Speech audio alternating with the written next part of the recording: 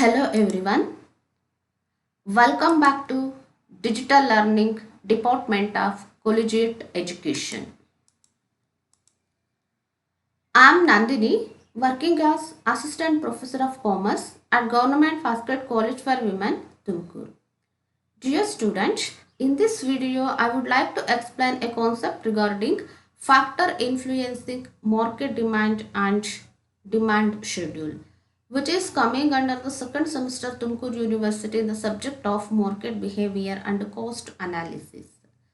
In the previous video, I have already explained what are the factors influencing individual demand.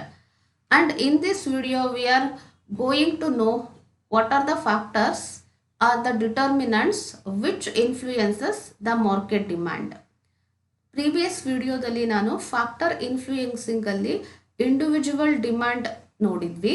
So ಈ ವಿಡಿಯೋದಲ್ಲಿ ನಾನು ಯಾವ್ಯಾವ market which are the factor influencing the market demand, ಹಾಗೆಯೇ demand schedule ಅಂದರೆ ಏನು ಅಂತ ನೋಡೋಣ.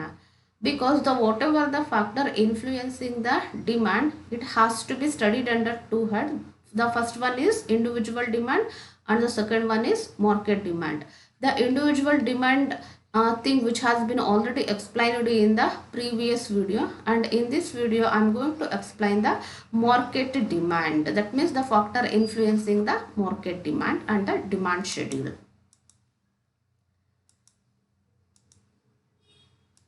Okay, so determinants of demand ಅಲ್ಲಿ ನಾವು ಎರಡು ಕ್ಲಾಸಿಫಿಕೇಶನ್ ನೋಡ್ತೀವಿ. ಒಂದು ಇಂಡಿವಿಜುವಲ್ ಡಿಮ್ಯಾಂಡ್ ಅಂತ, ಇನ್ನೊಂದು ಮಾರ್ಕೆಟ್ ಡಿಮ್ಯಾಂಡ್ ಅಂತ. ಇಂಡಿವಿಜುವಲ್ ಡಿಮ್ಯಾಂಡ್ ಅಂತ ಅಂದರೆ ಏನು, ಯಾವ್ಯಾವ ಫ್ಯಾಕ್ಟರ್ ಇಂಡಿವಿಜುವಲ್ ಡಿಮ್ಯಾಂಡನ್ನು ಡಿಟರ್ಮೈನ್ ಮಾಡುತ್ತೆ ಅಂತ ಲಾಸ್ಟ್ ಪ್ರೀವಿಯಸ್ ವಿಡಿಯೋದಲ್ಲಿ ನಾನು ಆಲ್ರೆಡಿ ಎಕ್ಸ್ಪ್ಲೈನ್ ಮಾಡಿದ್ದೀನಿ. ಈ ವಿಡಿಯೋದಲ್ಲಿ ಸೊ ಮಾರ್ಕೆಟ್ ಡಿಮ್ಯಾಂಡ್ ಡಿಟರ್ಮಿನೆಂಟ್ಸ್ ಯಾವ್ದು ಅಂತ ಒನ್ ಬೈ ಒನ್ ನೋಡ್ಕೊಳ್ತಾ ಹೋಗೋಣ. Okay, the first one is scale of preference. Second one, price of the product. Third one, distribution of income and wealth in the community. Next, general standard of living of spending habits of the people. Next, number of buyers in the market and growth population. Age, structure and sex ratio of the population, future expectations, level of taxation and tax structure. Next, inventions and innovations, fashions, climatic conditions, and the last one, culture. These are the major factor which are influencing the market demand. ಇವಾಗ ನಾವು ಏನೇನು ಈ ಪಾಯಿಂಟ್ಸನ್ನೆಲ್ಲ ನೋಡಿದ್ವೋ ಈ ಎಲ್ಲ ಒಂದು ಫ್ಯಾಕ್ಟರ್ಸ್ಗಳು market ಡಿಮ್ಯಾಂಡನ್ನು ಏನು ಮಾಡುತ್ತೆ, so influences ಮಾಡುತ್ತೆ. Okay, now let us discuss one by one. Okay, so the first one is scale of preference. The market demand for a product is greatly influenced by scale of preferences of the buyers in general. Okay, so ಇಲ್ಲಿ market demand ಅಂತ ಅಂದರೆ ನಾನು already previous ವಿಡಿಯೋದಲ್ಲಿ explain ಮಾಡಿದ್ದೆ. So market demand is the total demand from the customer in a market. Individual demand ಅಂತ ಅಂದರೆ ಒಬ್ಬ single ಪರ್ಸನ್ನು ಪ್ರಾಡಕ್ಟ್ಗೆ demand ಮಾಡಿದ್ರೆ ಇಂಡಿವಿಜುವಲ್ ಡಿಮ್ಯಾಂಡ್ ಅಂತ ಹೇಳ್ತೀವಿ. ಗ್ರೂಪ್ ಆಫ್ ಬೈಯರ್ಸ್ ಅಂದರೆ ಒಂದು ಮಾರ್ಕೆಟಲ್ಲಿ ಇರುವಂತಹ ಎಲ್ಲ ಬೈಯರ್ಸ್ ಅಥವಾ ಎಲ್ಲ ಕಸ್ಟಮರ್ಸಿಂದ ಬರುವಂತಹ ಡಿಮ್ಯಾಂಡ್ ಏನಿರುತ್ತೋ that is the group of demand from the group of buyers, that is called the market demand. ಇಲ್ಲಿ ಸ್ಕೇಲ್ ಆಫ್ ಪ್ರಿಫರೆನ್ಸಸ್ ಹೇಗೆ ಇದನ್ನ ಡಿಟರ್ಮೈನ್ ಮಾಡುತ್ತೆ ಅಂತ ಅಂದರೆ, the market demand for a product is greatly influenced by scale of preferences in general. Okay, ಒಂದು example ಹೇಳ್ತೀನಿ, ಆ example ನೋಡಿದ್ರೆ ನಮಗೆ ಏನು ಅಂತ ಇದು ಕ್ಲಿಯರ್ ಆಗಿ ಅರ್ಥ ಆಗುತ್ತೆ. When a large section of population shift its preferences from vegetarian foods to non vegetarian foods, the demand for the former will tend to decrease and that for the latter will increase. That means if the vegetarian people shifted their preferences to non-vegetarian food, in this situation the demand for the vegetarian product will automatically increases and sorry, the demand for the non-vegetarian product will automatically increases and the demand for the vegetarian product automatically decreases.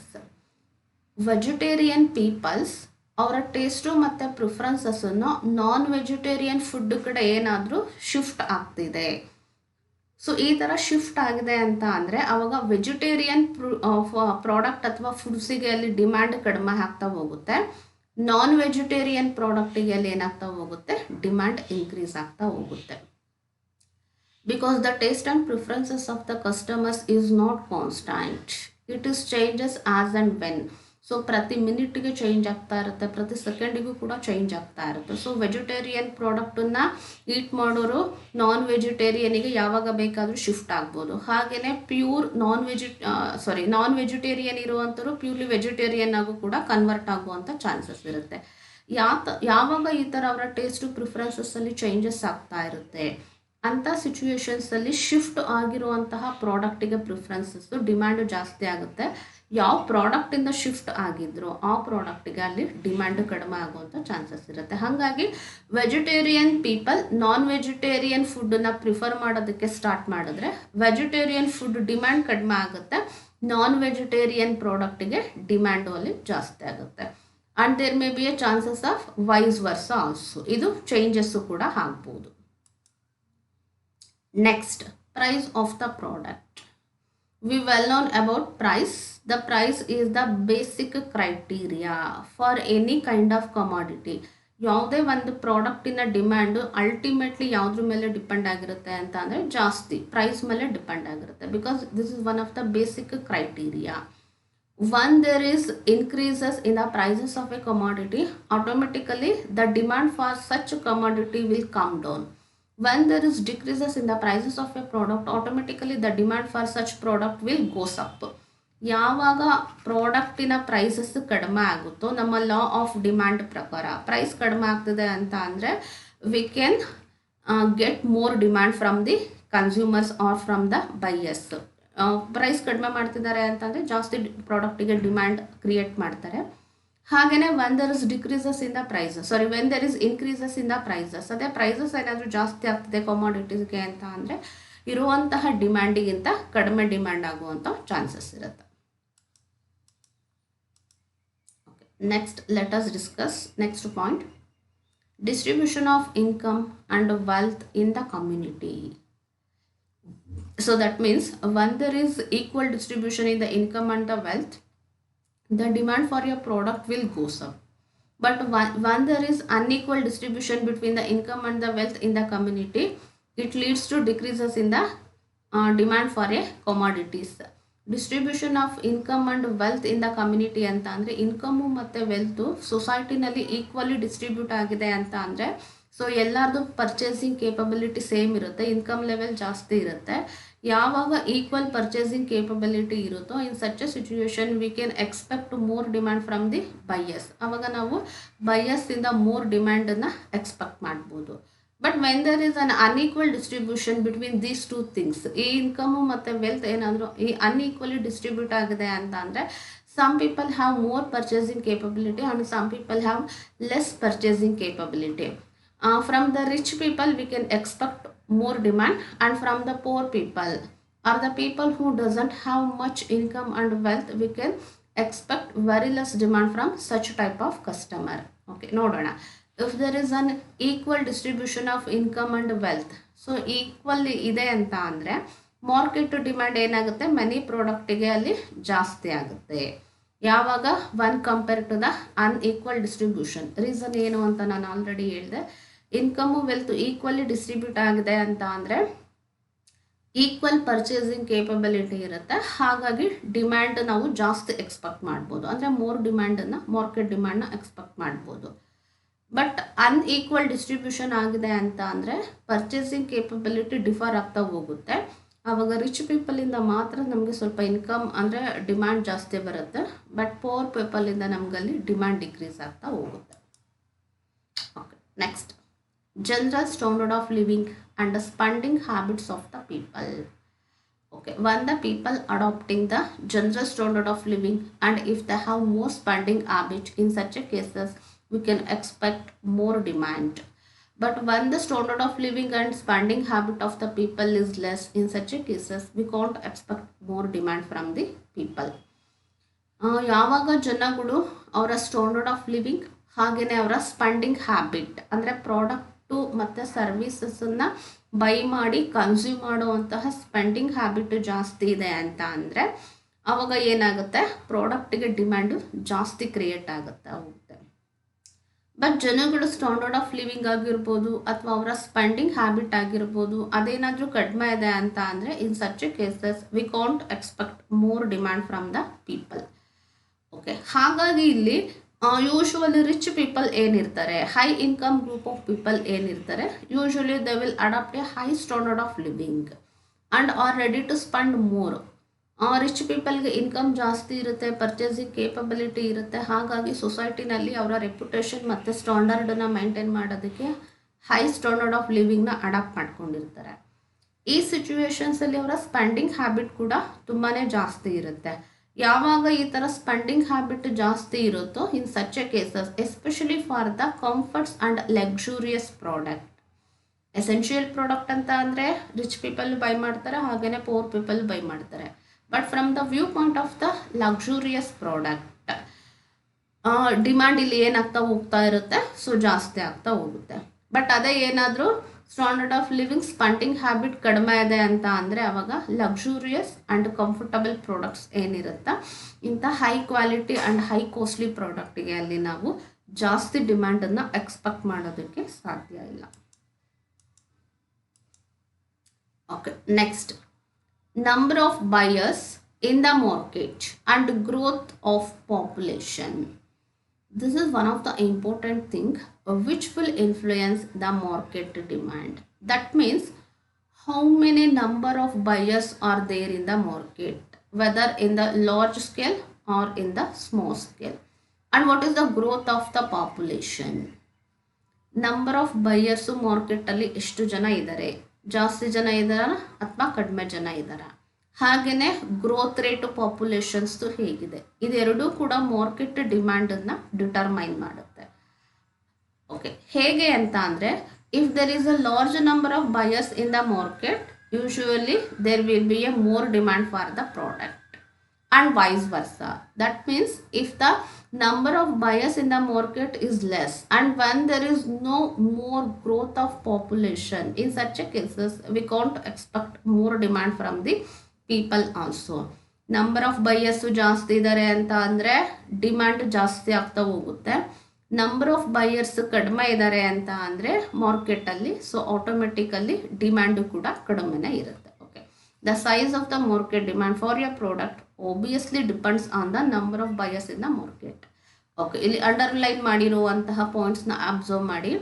A large number of buyers will usually constitute a large demand and vice versa. Large ನಂಬರಲ್ಲಿದ್ದರೆ demand ಕೂಡ ಜಾಸ್ತಿನೇ ಇರುತ್ತೆ. Wise Versa means ಕಡಿಮೆ ಅಂದರೆ less number of buyers ಇದ್ದಾರೆ ಅಂತ ಅಂದರೆ demand ಕೂಡ ಸ್ಮಾಲ್ ಆಗೇ ಇರುತ್ತೆ, ಲಾರ್ಜ್ ಡಿಮ್ಯಾಂಡ್ ಇರೋದಿಲ್ಲ. Okay, next age structure and sex ratio of the population. Okay, a demand for a particular product which will determine age structure and sex ratio. ಒಂದು particular kind of ಪ್ರಾಡಕ್ಟಿಗೆ market demand ಹೇಗೆ depend ಆಗಿರುತ್ತೆ ಅಥವಾ ಯಾವುದ್ರ base ಮೇಲೆ ಇರುತ್ತೆ ಅಂತ ಅಂದರೆ ಒಂದು ಇಂಪಾರ್ಟೆಂಟ್ ಥಿಂಗಲ್ಲಿ ಏಜ್ ಸ್ಟ್ರಕ್ಚರ್, ಯಾವ ಗ್ರೂಪ್ ಆಫ್ ಪೀಪಲ್ಲಿಗೆ ನಾವು ಪ್ರಾಡಕ್ಟನ್ನು ಮ್ಯಾನುಫ್ಯಾಕ್ಚರ್ ಮಾಡ್ತಿರೋದು, ಅಲ್ಲಿ ನಮ್ಮ ಟಾರ್ಗೆಟ್ ಕಸ್ಟಮರ್ ಅಥವಾ ಟಾರ್ಗೆಟ್ ಗ್ರೂಪ್ ಆಫ್ ಬಯರ್ಸ್ ಯಾರಿರ್ತಾರೆ, ಅಡಾಲ್ಟ್ಸಾ, ತುಂಬ ಏಜ್ಡ್ ಪರ್ಸನ್ಸಾ ಅಥವಾ ಚಿಲ್ಡ್ರನ್ಸಾ ಅಥವಾ ತುಂಬ ಸ್ಮಾಲ್ ಕಿಡ್ಸಾ, ಯಾರು ಅನ್ನೋದ್ರ ಮೇಲೆ ನಮಗೆ ಇಲ್ಲಿ ಪ್ರಾಡಕ್ಟಿನ ಡಿಮ್ಯಾಂಡು ಡಿಟರ್ಮೈನ್ ಆಗ್ತಾ ಇರುತ್ತೆ. Sex ratio means whether we produced a product by keeping in mind male or female. ಕೆಲವೊಂದು ಪ್ರಾಡಕ್ಟು ಪ್ಯೂರ್ಲಿ ಮೈನಿಗಂತಲೇ ಮ್ಯಾನುಫ್ಯಾಕ್ಚರ್ ಮಾಡಿರ್ತಾರೆ, ಇನ್ನು ಕೆಲವೊಂದು ಪ್ರಾಡಕ್ಟು ಪ್ಯೂರ್ಲಿ ಫೀಮೇಲ್ ಪರ್ಚೇಸ್ ಮಾಡುವಂಥ ಪ್ರಾಡಕ್ಟ್ ಆಗಿರುತ್ತೆ. ಹಾಗಾಗಿ ಏಜ್ ಸ್ಟ್ರಕ್ಚರ್ ಏನಿದೆ, ಅಡಾಲ್ಟ್ಸ್ ಇದ್ದಾರಾ, ತುಂಬ ಏಜ್ಡ್ ಪರ್ಸನ್ಸ್ ಇದ್ದಾರಾ ಅಥವಾ ತುಂಬ ಚಿಕ್ಕ ಮಕ್ಕಳ, ಯಾರು ಅನ್ನೋದ್ರ ಮೇಲೆ ನಮಗೆ ಇಲ್ಲಿ ಪ್ರಾಡಕ್ಟಿನ ಡಿಮ್ಯಾಂಡು ಡಿಟರ್ಮೈನ್ ಆಗುತ್ತೆ. ಹಾಗೆಯೇ ಸೆಕ್ಸ್ ರೇಷಿಯೋ, ಮೇಲ್ ಫೀಮೇಲ್ ಇಲ್ಲಿ ಜೆಂಡರ್ ಕೂಡ ಇಂಪಾರ್ಟೆಂಟ್ ಆಗ್ತಾ ಹೋಗುತ್ತೆ.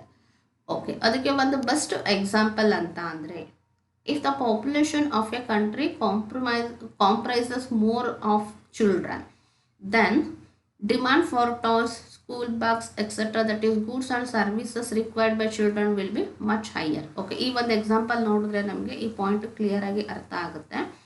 ಆ ಒಂದು ಕಂಟ್ರಿನಲ್ಲಿ ಇರುವಂತಹ ಪಾಪ್ಯುಲೇಷನ್ನಲ್ಲಿ ಮಕ್ಕಳು ತುಂಬ ಜಾಸ್ತಿ ಇದ್ದಾರೆ, ಪ್ರಪೋರ್ಷನೇಟ್ ಮಕ್ಕಳು ತುಂಬ ಜಾಸ್ತಿ ಇದ್ದಾರೆ ಅಂತ ಅಂದಾಗ ಆಗ ಡಿಮ್ಯಾಂಡ್ ಯಾವುದಕ್ಕಿರುತ್ತೆ? ಟಾಯ್ಸಿಗಿರುತ್ತೆ.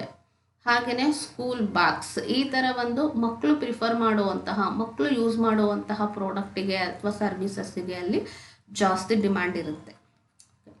ನೆಕ್ಸ್ಟ್,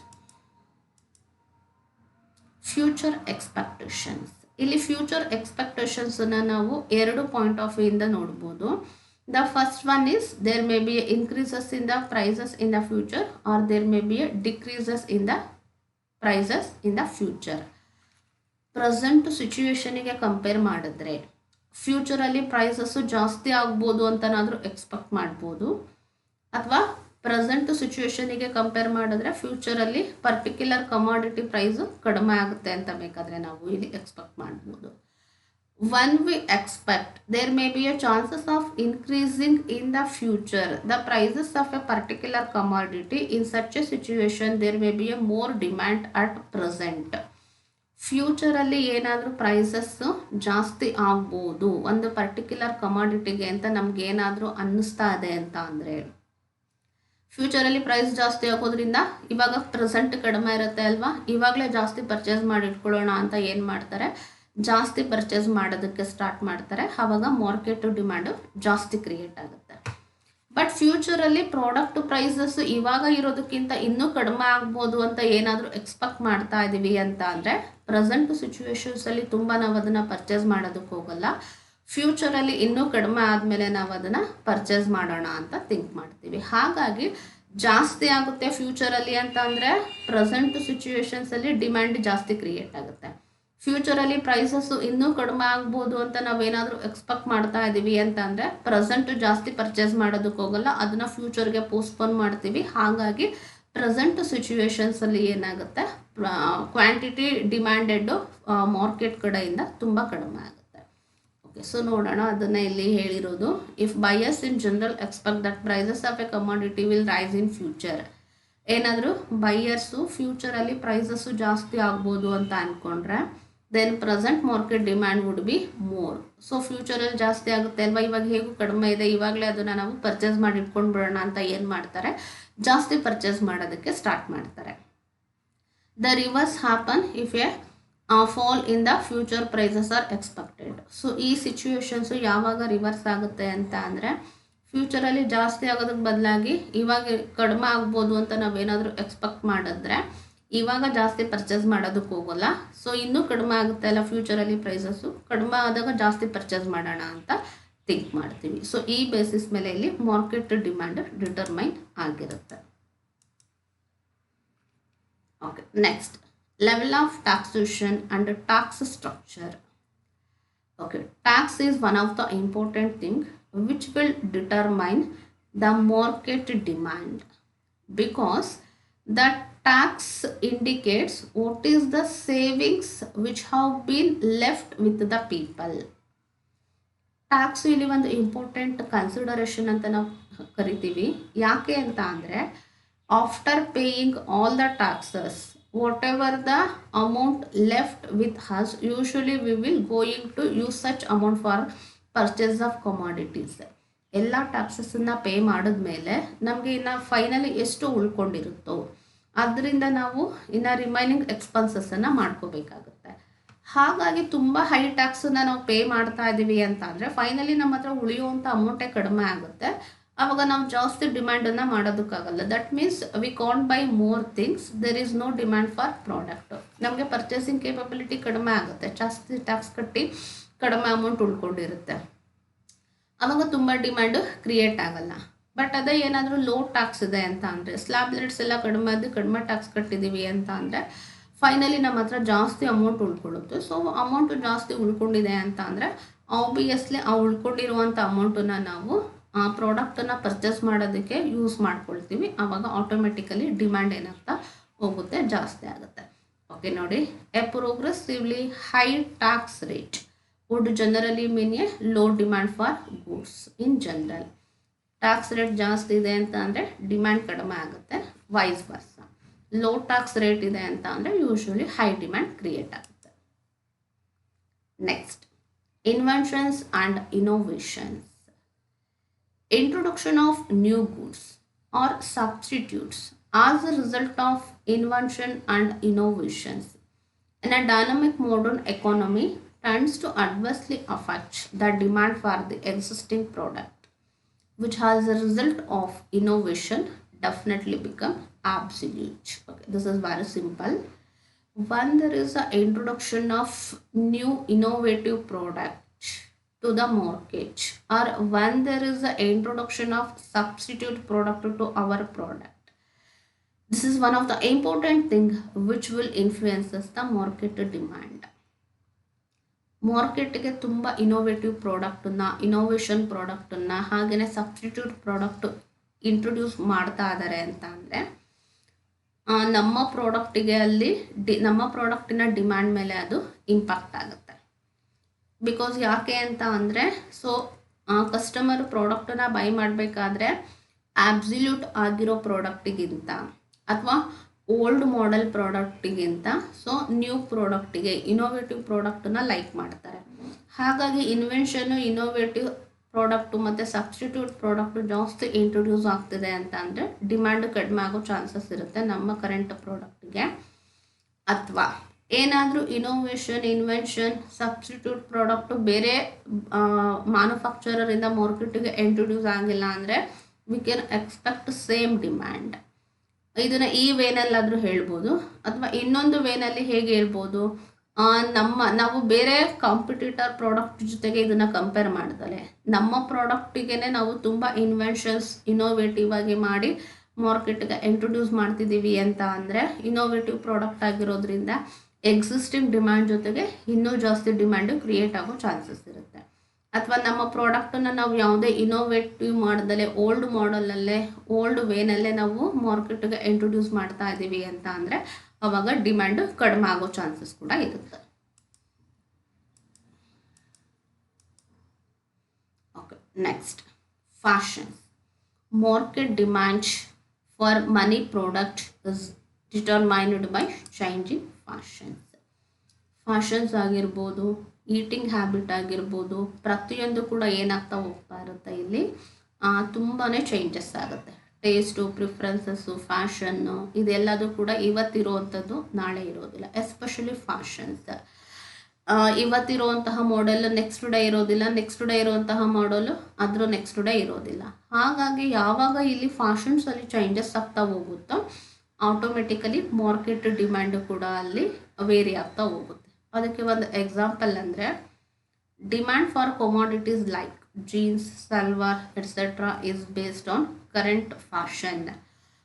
ಇವಾಗ ತುಂಬ ಪ್ರೀವಿಯಸ್ ಇಯರ್ಸಲ್ಲೆಲ್ಲ ಏನು ಮಾಡ್ತಾಯಿದ್ರು, especially from the viewpoint of the ladies, modern ಡ್ರೆಸ್ಸಸ್ಸನ್ನು ವೇರ್ ಮಾಡ್ತಾ ಇರಲಿಲ್ಲ, ಸೊ ಸ್ಯಾರೀಸ್ನ ಜಾಸ್ತಿ ವೇರ್ ಮಾಡ್ತಾಯಿದ್ರು. ಹಾಗಾಗಿ ತುಂಬ ಪ್ರೀವಿಯಸ್ ಇಯರ್ಸಲ್ಲೆಲ್ಲ ಈ ಜೀನ್ಸು, ಸಲ್ವಾರ್ಸು ಇದಕ್ಕೆಲ್ಲ ಡಿಮ್ಯಾಂಡ್ ಕಡಿಮೆ ಇತ್ತು, ಸ್ಯಾರೀಸಿಗೆ ತುಂಬಾ ಡಿಮ್ಯಾಂಡ್ ಇರ್ತಾ ಇತ್ತು. ಬಟ್ ಇವಾಗ ಪ್ರೆಸೆಂಟ್ ಟ್ರೆಂಡ್ ಏನಿದೆ ಅಂತ ಅಂದರೆ, ಸೊ ಸ್ಯಾರೀಸಿಗಿಂತ ಜೀನ್ಸು, ಸಲ್ವಾರು ಫೀಮೇಲ್ಸ್ ಎಲ್ಲ ಜಾಸ್ತಿ ವೇರ್ ಮಾಡೋದ್ರಿಂದ ಇದಕ್ಕೆ ಇಲ್ಲಿ ಡಿಮ್ಯಾಂಡ್ ಕ್ರಿಯೇಟ್ ಆಗ್ತಾ ಹೋಗುತ್ತೆ. ಹಾಗಾಗಿ ಯಾವಾಗ ಇಲ್ಲಿ ಫ್ಯಾಷನ್ಸು ಚೇಂಜಸ್ ಆಗುತ್ತೋ, ಫ್ಯಾಷನ್ಸು ಚೇಂಜಸ್ ಆಗಿದ ತಕ್ಷಣವೇ ನಮ್ಮ ಪ್ರಾಡಕ್ಟ್ ಏನಿರುತ್ತೆ ಆ ಪ್ರಾಡಕ್ಟ್ಗೆ ಡಿಮ್ಯಾಂಡು ಕೂಡ ಇಲ್ಲಿ ವೇರಿಯೇಷನ್ಸ್ ಆಗ್ತಾ ಹೋಗುತ್ತೆ. Climatic conditions.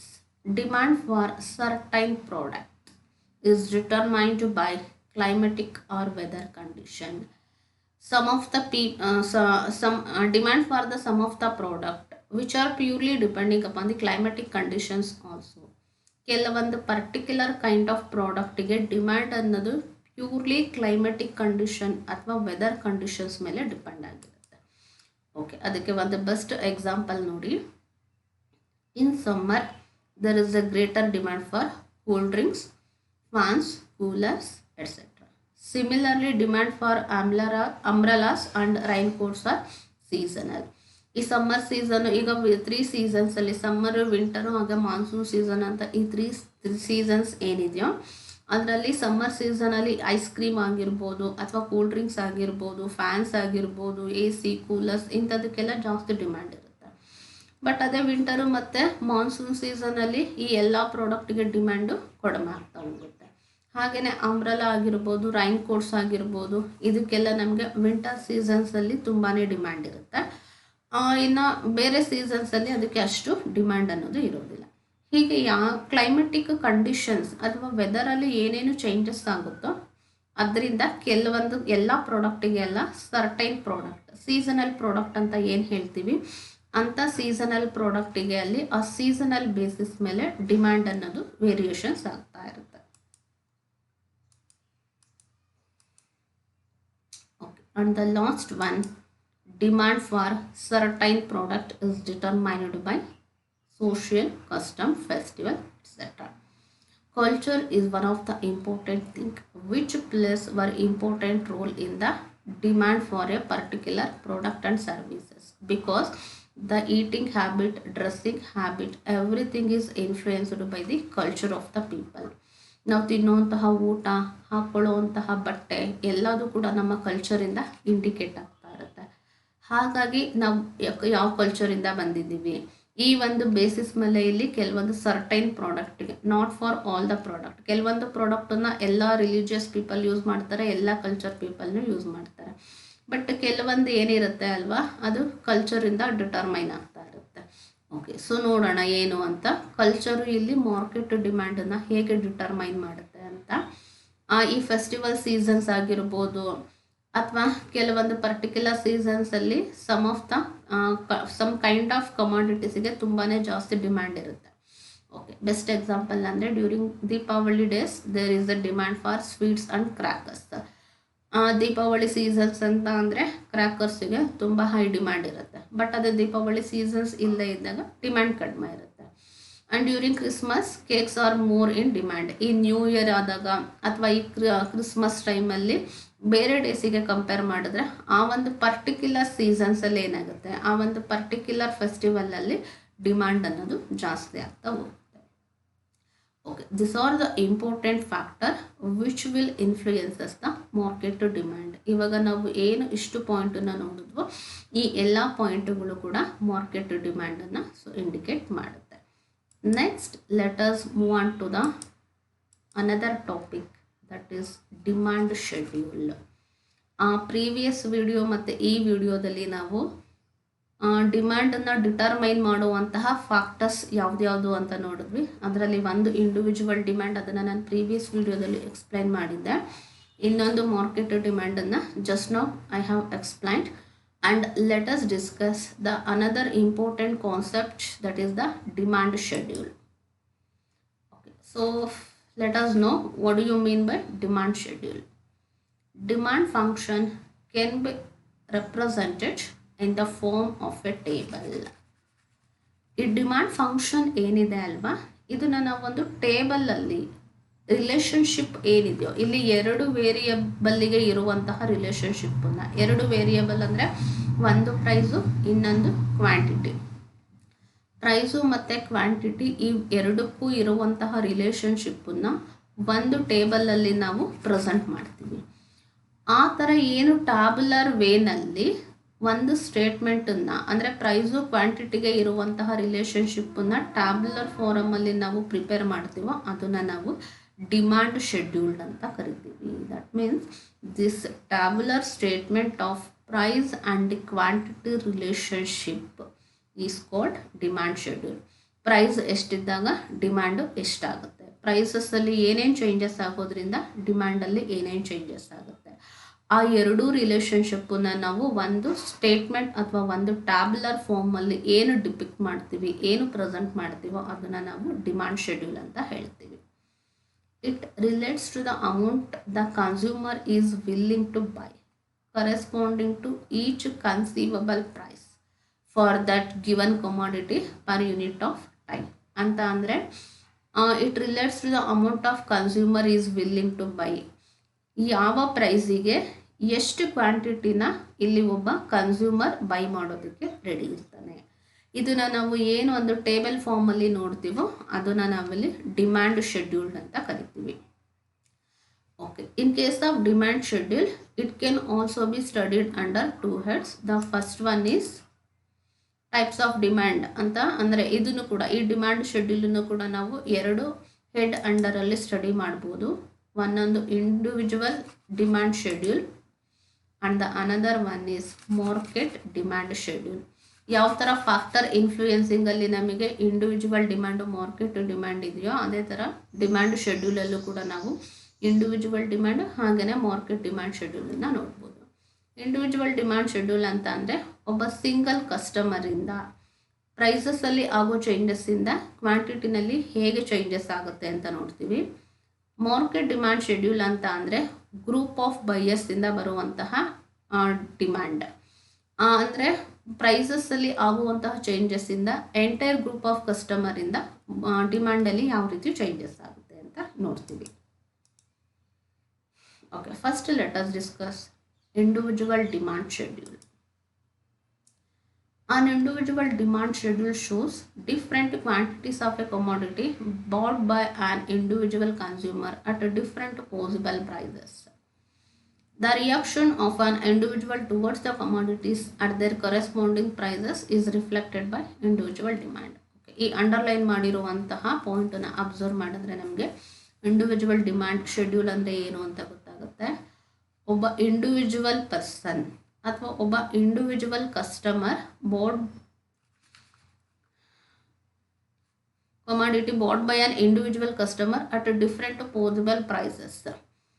ಪ್ರೈಸಸ್ಸಲ್ಲಿ ಜಾಸ್ತಿ ಅಥವಾ ಕಡಿಮೆ ಮಾಡೋದ್ರಿಂದ ಸಿಂಗಲ್ ಕನ್ಸ್ಯೂಮರ್ ಯಾವ ರೀತಿ ಅವನು ಪ್ರಾಡಕ್ಟಿಗೆ ಡಿಮ್ಯಾಂಡನ್ನು ಕ್ರಿಯೇಟ್ ಮಾಡ್ತಾನೆ, ಆ ಒಂದು ಚೇಂಜಸ್ಸನ್ನು ಏನು ನಾವು ಟೇಬಲಲ್ಲಿ ಡಿಪಿಕ್ಸ್ ಮಾಡ್ತೀವೋ ಅದು ನಮಗೆ ಇಲ್ಲಿ ಇಂಡಿವಿಜುವಲ್ ಡಿಮ್ಯಾಂಡ್ ಶೆಡ್ಯೂಲ್ ಆಗಿರುತ್ತೆ. ಅಂದರೆ ಪ್ರೈಸಸ್ ಇಲ್ಲಿ ಕಾನ್ಸ್ಟೆಂಟ್ ಇರೋದಿಲ್ಲ, ಪ್ರೈಸಸ್ಸಲ್ಲಿ ನಾವು ವೇರಿಯೇಷನ್ ಮಾಡ್ದಂಗೆ ಡಿಮ್ಯಾಂಡಲ್ಲಿ ಏನೇನು ಚೇಂಜಸ್ ಆಗುತ್ತೆ, ಅಂದರೆ ಒಬ್ಬ ಸಿಂಗಲ್ ಕಸ್ಟಮರಿಂದ ಡಿಮ್ಯಾಂಡಲ್ಲಿ ಏನೇನು ಚೇಂಜಸ್ ಆಗುತ್ತೆ, ಯಾವ ರೇಟ್ ಇದ್ದಾಗ ಅವನು ಎಷ್ಟು ಪರ್ಚೇಸ್ ಮಾಡ್ತಾನೆ, ಕಡಿಮೆ ಮಾಡಿದ್ರೆ ಎಷ್ಟು ಪರ್ಚೇಸ್ ಮಾಡ್ತಾನೆ, ರೇಟ್ನ ಜಾಸ್ತಿ ಮಾಡಿದ್ರೆ ಎಷ್ಟು ಪರ್ಚೇಸ್ ಮಾಡ್ತಾನೆ, ಅದನ್ನು ನಾವಿಲ್ಲಿ ಇಂಡಿವಿಜುವಲ್ ಡಿಮ್ಯಾಂಡ್ ಶೆಡ್ಯೂಲ್ ಅಂತ ಅಂತೀವಿ. ಸೊ ಈ ಒಂದು ಟೇಬಲನ್ನು ನೋಡಿದ್ರೆ ನಮಗೆ ಗೊತ್ತಾಗುತ್ತೆ. This is the example of individual demand schedule. Okay, so first ಕಾಲಮಲ್ಲಿ ಪ್ರೈಸಸ್ ಇದೆ, ದೆನ್ ಸೆಕೆಂಡ್ ಕಾಲಮಲ್ಲಿ ಕ್ವಾಂಟಿಟಿ ಡಿಮ್ಯಾಂಡೆಡ್ ಇದೆ. ಇದು ಒಬ್ಬ ಸಿಂಗಲ್ ಕಸ್ಟಮರ್, ನಾವು ಗ್ರೂಪ್ ಆಫ್ ಕಸ್ಟಮರ್ಸ್ ಹೇಳ್ತಾ ಇಲ್ಲ, ಸಿಂಗಲ್ ಕಸ್ಟಮರ್ 6 rupees ಇದ್ದಾಗ 10 ಯೂನಿಟ್ಸಿಗೆ ಡಿಮ್ಯಾಂಡ್ ಕ್ರಿಯೇಟ್ ಮಾಡ್ತಾನೆ. 5 rupeesಗೆ 6 rupeesಯಿಂದ 5 rupeesಗೆ ನಾವೇನಾದರೂ ಪ್ರೈಸನ್ನು ಕಡಿಮೆ ಮಾಡಿದ್ರೆ ಆ ಸಿಂಗಲ್ ಕಸ್ಟಮರ್ ಏನು ಮಾಡ್ತಾನೆ, 10 ಯೂನಿಟ್ಸಿಗೆ ಬದಲಾಗಿ 20 ಯೂನಿಟ್ಸನ್ನು ಅಂದರೆ ಜಾಸ್ತಿ ಪರ್ಚೇಸ್ ಮಾಡೋದಕ್ಕೆ ಹೋಗ್ತಾನೆ. ಮತ್ತು ಹಾಗೆ 1 ರೂಪಾಯಿ ನಾವು ಕಡಿಮೆ ಮಾಡ್ಕೊಳ್ತಾ ಬರ್ತಾ ಇದ್ದೀವಿ, 5, 6, 4, 3, 2, 1 ಹೇಗೆ ಈ ಥರ ಪ್ರೈಸಸ್ಸಲ್ಲಿ ನಾವು ಕಡಿಮೆ ಮಾಡ್ಕೊಳ್ತಾ ಹೋಗ್ತೀವೋ ಹೀಗೆ ಕಡಿಮೆ ಮಾಡ್ಕೊಂಡು ಹೋಗ್ದಂಗೆ ಆ ಸಿಂಗಲ್ ಪರ್ಸನಿಂದ ಬರುವಂತಹ ಡಿಮ್ಯಾಂಡ್ ಏನಾಗ್ತಾ ಇದೆ, ಜಾಸ್ತಿ ಆಗ್ತಾ ಇದೆ. 6 rupees ಇದ್ದಾಗ 10 ಯೂನಿಟ್ಸ್ ಪರ್ಚೇಸ್ ಮಾಡ್ತಾನೆ, 5 rupeesಗೆ ರೆಡ್ಯೂಸ್ ಮಾಡಿದ್ರೆ 20 ಯೂನಿಟನ್ನ ಪರ್ಚೇಸ್ ಮಾಡ್ತಾನೆ, 4 rupeesಗೆ ಇನ್ನೂ ಪ್ರೈಸ್ ಕಡಿಮೆ ಮಾಡಿದ್ರೆ 30 ಯೂನಿಟ್ಸನ್ನ ಪರ್ಚೇಸ್ ಮಾಡ್ತಾನೆ, 3 rupeesಗೆ ನಾವು ಪ್ರೈಸನ್ನು ಕಡಿಮೆ ಮಾಡಿದ್ರೆ ಆ ಪರ್ಟಿಕ್ಯುಲರ್ ಕನ್ಸ್ಯೂಮರ್ 40 ಯೂನಿಟ್ಸನ್ನು ಪರ್ಚೇಸ್ ಮಾಡ್ತಾನೆ. ಆ 2 rupeesಗೆ ನಾವು ಪ್ರೈಸನ್ನು ಕಡಿಮೆ ಮಾಡಿದ್ರೆ 50 ಯೂನಿಟ್ಸನ್ನು ಪರ್ಚೇಸ್ ಮಾಡ್ತಾನೆ. ಜಸ್ಟ್ 1 ರೂಪಾಯಿ ಇದ್ದಾಗ ಅವನು 60 ಯೂನಿಟ್ಸನ್ನು ಪರ್ಚೇಸ್ ಮಾಡುವಂಥ ಚಾನ್ಸಸ್ ಇರುತ್ತೆ. ಹೀಗೆ ಒಬ್ಬ ಸಿಂಗಲ್ ಕಸ್ಟಮರ್ ಪ್ರೈಸಸ್ಸನ್ನು ನಾವು ಕಡಿಮೆ ಮಾಡ್ತಾ ಅವನು ಕ್ವಾಂಟಿಟಿನೇ ಪರ್ಚೇಸ್ ಮಾಡೋದಕ್ಕೆ ಅಥವಾ ಕ್ವಾಂಟಿಟಿ ಡಿಮ್ಯಾಂಡ್ ಜಾಸ್ತಿ ಬರುತ್ತೆ ಆ ಒಬ್ಬ ಪರ್ಸನಿಂದ ಅನ್ನೋದನ್ನು ನಾವು ಎಕ್ಸ್ಪೆಕ್ಟ್ ಮಾಡ್ಬೋದು. ಇದನ್ನು ನಾವು ಇಂಡಿವಿಜುವಲ್ ಡಿಮ್ಯಾಂಡ್ ಶೆಡ್ಯೂಲ್ ಅಂತ ಹೇಳ್ತೀವಿ. Next let us discuss market demand schedule. Individual ಅಂದರೆ ಸಿಂಗಲ್ ಪರ್ಸನಿಂದ ಬರುವಂತಹ ಅಥವಾ ಸಿಂಗಲ್ ಬೈಯರಿಂದ ಬರುವಂತಹ ಡಿಮ್ಯಾಂಡ್. ಮಾರ್ಕೆಟ್ ಡಿಮ್ಯಾಂಡ್ ಅಂತ ಅಂದರೆ ಗ್ರೂಪ್ ಆಫ್ ಕಸ್ಟಮರ್ಸ್ ಅಥವಾ ಗ್ರೂಪ್ ಆಫ್ ಬೈಯರ್ಸಿಂದ ಒಂದು ಪರ್ಟಿಕ್ಯುಲರ್ ಕಮಾಡಿಟಿಗೆ ಬರುವಂತಹ demand. A market demand schedule depicts various quantities of commodities in the market at a different prices in a given point of time. A market demand schedule thus represent total market demand at various prices. ಪ್ರೈಸಸ್ಸಲ್ಲಿ variations ಆಗೋದ್ರಿಂದ ಡಿಮ್ಯಾಂಡಲ್ಲಿ ಯಾವ ಥರ changes ಆಗುತ್ತೆ ಅನ್ನೋದನ್ನು ನಾವು single ಅಂದರೆ individual demand ಶೆಡ್ಯೂಲಲ್ಲಿ ಹೇಗೆ ನೋಡಿದ್ವೋ ಅದೇ ಥರ ಗ್ರೂಪ್ ಆಫ್ ಪ್ರೈಸಸ್ಸಲ್ಲಿ ಚೇಂಜಸ್ಸನ್ನು ಮಾಡೋದ್ರಿಂದ ಡಿಫ್ರೆಂಟು ಪ್ರೈಸಸ್ ಇದ್ದಾಗ ಬೇರೆ ಬೇರೆ ಕಸ್ಟಮರ್ ಯಾವ ರೀತಿ ಡಿಮ್ಯಾಂಡನ್ನು ಕ್ರಿಯೇಟ್ ಮಾಡ್ತಾರೆ, ಹಾಗಾಗಿ ಟೋಟಲ್ ಮಾರ್ಕೆಟ್ ಡಿಮ್ಯಾಂಡಲ್ಲಿ ಅದು ಏನು ವೇರಿಯೇಷನ್ಸ್ ಆಗುತ್ತೆ ಅದನ್ನು ನಾವು ನೋಡೋಣ. ಓಕೆ, ನೋಡಿ ಟೇಬಲ್ ನೋಡಿದ್ರೆ ಗೊತ್ತಾಗುತ್ತೆ. ಇಲ್ಲಿ 3 ಜನ ಕಸ್ಟಮರ್ಸ್ ಇದ್ದಾರೆ ಮಾರ್ಕೆಟಲ್ಲಿ. ಆ 3 ಜನ ಕಸ್ಟಮರ್ಸನ್ನು ಸೇರಿ ನಾವು ಟೋಟಲ್ ಮಾರ್ಕೆಟ್ ಡಿಮ್ಯಾಂಡ್ ಅಂತ ಕನ್ಸಿಡರ್ ಮಾಡ್ತೀವಿ. ಈ ಫಸ್ಟ್ ಕಾಲಮಲ್ಲಿ ಪ್ರೈಸಸ್ ಡಿಫ್ರೆಂಟ್ ಲೆವೆಲಲ್ಲಿ ಪ್ರೈಸಸ್ ಇದೆ. 5 rupees, 4, 3, 2, 1. 5 rupees ಇದ್ದಾಗ ಎ ಕಸ್ಟಮರ್ 10 ಕ್ವಾಂಟಿಟಿ ಡಿಮ್ಯಾಂಡ್ ಮಾಡ್ತಾನೆ, ಬಿ 8 ಮಾಡ್ತಾನೆ, ಹಾಗೆಯೇ ಸಿ ಕಸ್ಟಮರ್ 12 ಕ್ವಾಂಟಿಟೀಸ್ಗೆ 12 ಯೂನಿಟ್ಸ್ಗೆ ಡಿಮ್ಯಾಂಡನ್ನು ಕ್ರಿಯೇಟ್ ಮಾಡ್ತಾನೆ. ಇಲ್ಲಿ 5 rupees ಇದ್ದಾಗ 3 ಜನ ಕಸ್ಟಮರು ಕಡೆಯಿಂದ ಬರ್ತಾ ಇರೋವಂತಹ ಡಿಮ್ಯಾಂಡು ಬೇರೆ ಬೇರೆ ಇದೆ. ಬಟ್ ಇದನ್ನು ನಾವು ಇನ್ ಟೋಟಲ್ ಆಗಿ ನೋಡಿದಾಗ 30 ಯೂನಿಟ್ಸಿಗೆ ನಮಗೆ ಇಲ್ಲಿ ಡಿಮ್ಯಾಂಡ್ ಕ್ರಿಯೇಟ್ ಆಗಿದೆ. ಅಂದರೆ ಈ ಗ್ರೂಪ್ ಆಫ್ ಕಸ್ಟಮರ್ಸ್ 3 ಜನ ಕಸ್ಟಮರಿಂದ ಬರುವಂತಹ ಟೋಟಲ್ ಡಿಮ್ಯಾಂಡ್ ಏನಿದೆಯೋ ಅದನ್ನು ನಾವಿಲ್ಲಿ ಮಾರ್ಕೆಟ್ ಡಿಮ್ಯಾಂಡ್ ಅಂತ ಹೇಳ್ತೀವಿ. ಹಾಗೆಯೇ 4 rupees ಪ್ರೈಸಸ್ ಇದ್ದಾಗ customer A 12 units, customer B 10 units and customer C 18 units. Different ಪ್ರೈಸಸ್ಸಲ್ಲಿ ಡಿಫ್ರೆಂಟ್ ಡಿಮ್ಯಾಂಡನ್ನು ಕ್ರಿಯೇಟ್ ಮಾಡ್ತಾ ಹೋಗ್ತಾರೆ. ಹಾಗಾಗಿ 3 ಜನದ್ದು ಟೋಟಲ್ ಡಿಮ್ಯಾಂಡ್ ಎಷ್ಟಾಗುತ್ತೆ, 4 rupees ಇದ್ದಾಗ 40 ಯೂನಿಟ್ಸು ಕ್ರಿಯೇಟ್ ಆಗುತ್ತೆ. ಹಾಗೆಯೇ 3 rupeesಗೆ ನಾವು ಪ್ರೈಸನ್ನು ಕಡಿಮೆ ಮಾಡಿದ್ರೆ ಎ 20, ಬಿ 17 ಆ್ಯಂಡ್ ಸಿ 23. ಆ 3 ಜನದ್ದು ಟೋಟಲ್ ಡಿಮ್ಯಾಂಡ್ ಎಷ್ಟಾಗುತ್ತೆ 3 rupees ಇದ್ದಾಗ 60 ಯೂನಿಟ್ಸಿಗೆ ಡಿಮ್ಯಾಂಡನ್ನು ವಿ ಕ್ಯಾನ್ ಎಕ್ಸ್ಪೆಕ್ಟ್. ಹಾಗೆಯೇ 2 rupees ಇದ್ದಾಗ ಎ 35, ಬಿ 25 ಆ್ಯಂಡ್ ಸಿ 40. 3 ಮೆಂಬರ್ಸಿಂದ ನಮಗೆ 2 rupees ಇದ್ದಾಗ 100 ಯೂನಿಟ್ಸು ಡಿಮ್ಯಾಂಡ್ ಬರ್ತಾ ಇದೆ, ಮಾರ್ಕೆಟ್ ಡಿಮ್ಯಾಂಡ್. ಹಾಗೆಯೇ 1 rupeeಗೆ ನಾವು ಪ್ರೈಸನ್ನು ರೆಡ್ಯೂಸ್ ಮಾಡಿದ್ರೆ ಎ ಇಂದ 60 ಯೂನಿಟ್ಸ್, ಬಿ ಇಂದ 35 ಯೂನಿಟ್ಸ್ ಆ್ಯಂಡ್ ಸಿ ಇಂದ 45 ಯೂನಿಟ್ಸು. ಟೋಟಲ್ 1 rupee ಇದ್ದಾಗ 140 ಟೋಟಲ್ ಮಾರ್ಕೆಟ್ ಡಿಮ್ಯಾಂಡ್ ಆಗುತ್ತೆ. V can expect it. Okay, this are the important concept which we can seen in the market demand schedule. Okay, ಈ ವಿಡಿಯೋದಲ್ಲಿ ನಾನು factor influencing market demand ಹಾಗೆಯೇ demand ಶೆಡ್ಯೂಲಲ್ಲಿ individual demand ಅಂದರೆ ಏನು, ಅದಕ್ಕೆ ಒಂದು ಎಕ್ಸಾಂಪಲ್, ಮಾರ್ಕೆಟ್ ಡಿಮ್ಯಾಂಡ್ ಅಂತ ಅಂದರೆ ಏನು ಅದರದ್ದು ಎಕ್ಸಾಂಪಲನ್ನು ನಾವು ನೋಡಿದ್ವಿ. Okay, anyway dear student, thank you for watching this video.